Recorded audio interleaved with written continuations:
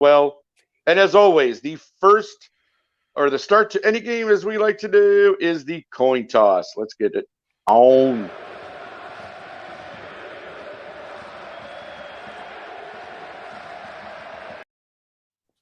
All righty. So today for the coin toss, I thought, seeing as how we're through week 6 now, we have a few teams that have some records we weren't expecting. And there's been a lot of surprises so far this year in the old NFL through 6 weeks. So I thought today we'd play a little thing called contenders or pretenders. So me and my illustrious group All here right. are going to go through a few teams and we're going to let you know what we think. So I'm going to start with you, Mr. Handy, since you look ready to go, my friend. I'm The always New ready. York I'm Jets. always ready. I know you are. The New York Jets are 4-2. Are they contenders or are they pretenders, my friend? Oh, that's so hard to say, man. I hate playing this game because you see these teams come out, and it's almost like watching that kid, that one kid that never. It's like, remember the Charlie Brown special when he was Yeah. running and he was in first place, and you thought he was going to win, and he ran straight down the track, and everybody else ran the goal. Right, exactly right. Like, I want to it. see the You got Jets do well, man. I remember they were still in prominence when I was a little kid because of Joe Namath, and then some things happened and butt fumble and all of that stuff, and the number one fan quit and went to quit being a Jets fan and went to do Subway commercials. Like, There you go. You know how bad you have to be for your number one fan to quit. I'm retiring as a fan and going on to other benches or taking my talents to South Beach. Like, I want them to be. I want them to be a contender so very badly. I will say they do have a good talent group around them. I did give props to Sauce Gardner last week. Producer Shauna called him Sauce today. I didn't call him by his first name. I did give props to Sauce Gardner. Defense is looking much improved. They're looking a hell of a lot more organized. It's just, for me, I hate that feeling of when. I hate being a Georgia sports fan. When are the wheels going to fall off?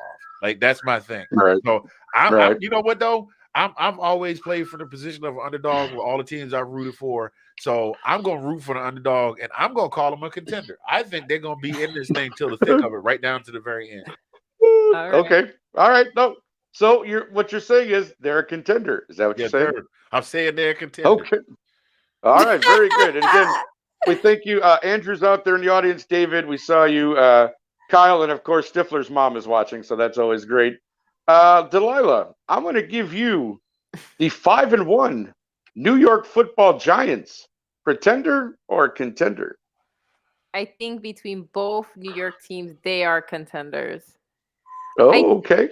I think only because, one, like, they're finally using their talents. Like, I'm finally happy for Saquon Barkley because, man, he stuck around for some really just awful seasons. And sure. so, he was hurt a lot too. Yeah. Yeah, he was, but at the same time, it's like, ugh. But no, I think also, like, honestly, I also think their coach is doing a phenomenal job. Again, it goes back to what we spoke about last week about him being at that top, or at least one of the top 3 people are looking at for coach of the year, because he just comes out with some really, like, phenomenal stuff. Now, I'm sure he works it out with his offensive coordinators, but we know head coaches always get the props, right? Kind of like quarterbacks get the props of the team. Yeah, they usually do. Right. But it's just something, like, the way they're just coaching that New York team, and they're just getting it done. And, either they dominate or they just find a way to win, right? Like, it's just, I don't know. I thought it was amazing. I think that they're doing really cool. And I would like to see them go further, to be honest, because they've been the underdog for a while, So let's see how far they go. Sorry, NFC East, because your division just got super, super a lot harder. Yeah, that's the crazy part, right? I don't think anybody would have expected that. Again, the Eagles are 6-0, the Giants are 5-1, and the Cowboys are 4-2. So there you go. I'm going to go with the Vikings. I'm going to talk really quickly about the Vikings. They're also just on fire this year, and with Green Bay being only 3-3 because they're struggling badly, it's amazing that the Vikings. A lot of people actually. There were people who thought the Vikings actually would win a division before the year started. So I don't know that this is too much of a surprise, but I do want to say I do think obviously that they're contenders. Because again, I actually think at this point, I know it's only week 6, and we love doing this sort of thing. That's why I like playing this game. But barring any real collapse by Kirk Cousins, I think the Vikings are playing pretty well. And again, Green Bay is struggling badly. Their offensive line is bad, and the defense isn't great. And Aaron's struggling with those receivers still. I mean, he's getting the ball out, but when the Jets, speaking of Anthony's team that we talked about, I watched that game, and the Jets just totally mauled them with their defense. Their line was all over, like Aaron Rodgers the whole game. It was really, really fun to watch for me. I actually laughed a lot. But anyways, like I said, back to the Vikings. Kirk Cousins to Justin Jefferson to Adam Thielen. You still have Dalvin Cook back there. Yeah, exactly, Sean. Barring any real collapse in Kirk Cousins' safe sense. Where have I heard that? Look at that. Even producer Sean is being funny on a Tuesday, ladies and gentlemen. He's joining us from the background, of course, hiding in the shadows, throwing out his comments. You got to love it. But yeah, I do think Minnesota, honestly, exactly, send more comments. The defense actually is playing well, and their offense, obviously, again, when we looked at it, when we finally looked at the numbers, if you look at the Kirk Cousins numbers for the last 5 years, he's actually a top 10 quarterback in the league. I know he is. By the numbers. And no, I know. Well, I know you've been a fan, Delilah. I know you've taken up Kirk Cousins in our discussion. I didn't say he's my favorite. I'm just saying statistically, if you look at it, right? Statistically, he's a top 10 quarterback in the last 5 years. So when you look at it and go, well, where's the success? Maybe it's this year. Maybe this is the year that Kirk Cousins finally doesn't collapse, Sean, and he finds a way to get, I know right? That's Cat because give my boy some love, right? Cat, we love you. I know you're a Spartan. Yes, your Spartan boy is doing well. The Vikings are playing well. I think they're a contender, especially in that NFC North. I would not be surprised if they won the division. So we'll go with Vikings as a contender. Let's throw out one more team, shall we? And I'm going to throw out the Chargers. And this is for all of us. So I'll start with you, Handy, first. They've managed to scrap to 4-2 with that win over Denver last night. And again, there's been hype around the Chargers for the last few years with Herbert and Eckler and the boys and Mike Williams and the defense with Bosa. Khalil Mack had a sack or two last night. Are the Chargers for real at 4-2 right now at this point? What do you think? I'm on the fence, and I tell you why. They played pity pat with Denver last night. Denver, as we know, is not good this year. Russell Wilson is a shadow of himself. He's not the Russell Wilson that we came to know and love in Seattle. I mean, he's Denver, Bronco Nation, let's ride to the 7-Eleven and get some Tic Tacs because that's all we gonna do. and they played pity pat with him last night, man. It was like you lose, no you lose, no you lose, no you lose. That's what that game was last night. If the Chargers were real contenders, they would have had that game well in hand. It would not have taken all 4 quarters to put that game out. You understand what I'm saying? Okay. No, fair enough. Game. Right. Now, I still think they're a good team. Yeah. But do I think they're contenders this year?